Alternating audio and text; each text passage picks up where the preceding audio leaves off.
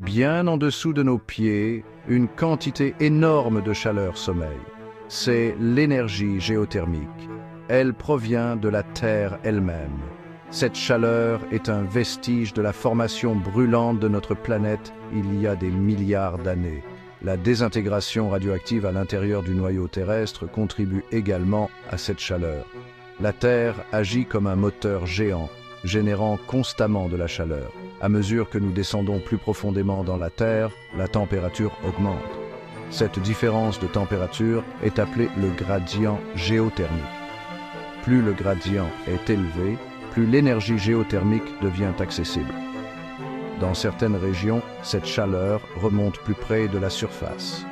Cela se produit près des limites des plaques tectoniques ou dans les zones d'activité volcanique.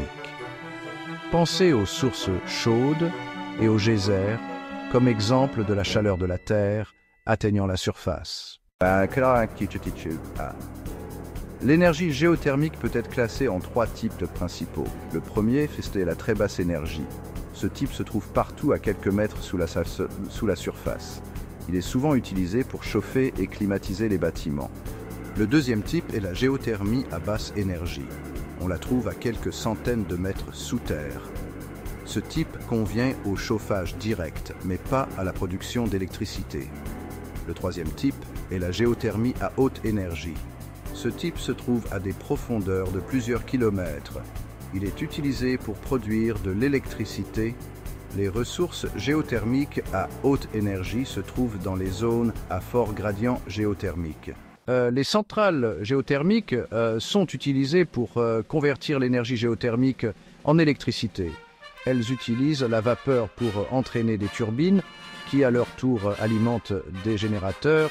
Le processus commence par le forage de puits profonds dans la terre. Ces puits atteignent des réservoirs d'eau chaude et de vapeur. L'eau chaude et la vapeur sont ensuite extraites et remontées à la surface. Une fois que la vapeur a fait tourner les turbines, elle est condensée en eau. Cette eau condensée est ensuite réinjectée dans le réservoir. La réinjection assure la durabilité de la ressource géothermique. L'énergie géothermique offre de nombreux avantages environnementaux. C'est une source d'énergie renouvelable. Elle a une empreinte carbone beaucoup plus faible que les combustibles fossiles. Les centrales géothermiques sont également très efficaces en termes d'utilisation des terres. Elles nécessitent beaucoup moins de terrain que les parcs éoliens ou solaires. Cependant, l'énergie géothermique n'est pas sans limite. Le coût de construction initial d'une centrale géothermique peut être élevé. La disponibilité des ressources géothermiques est géographiquement limitée. Il existe également des inquiétudes quant au potentiel de sismicité induite associé à l'extraction d'énergie géothermique profonde. L'Islande est un excellent exemple de pays qui a réussi à exploiter l'énergie géothermique.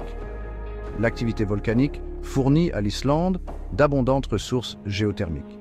L'Islande utilise l'énergie géothermique pour la production d'électricité, le chauffage des locaux et même pour la culture de plantes en serre.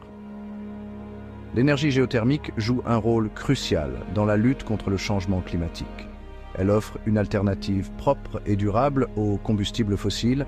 Alors que nous aspirons à un avenir plus durable, l'énergie géothermique deviendra sans aucun doute un élément de plus en plus important du bouquet énergétique mondial. Comprendre l'énergie géothermique est essentiel pour saisir l'interdépendance entre la géographie, le développement durable et le changement climatique. En exploitant la chaleur de la Terre, nous pouvons ouvrir la voie à un avenir plus propre et plus durable.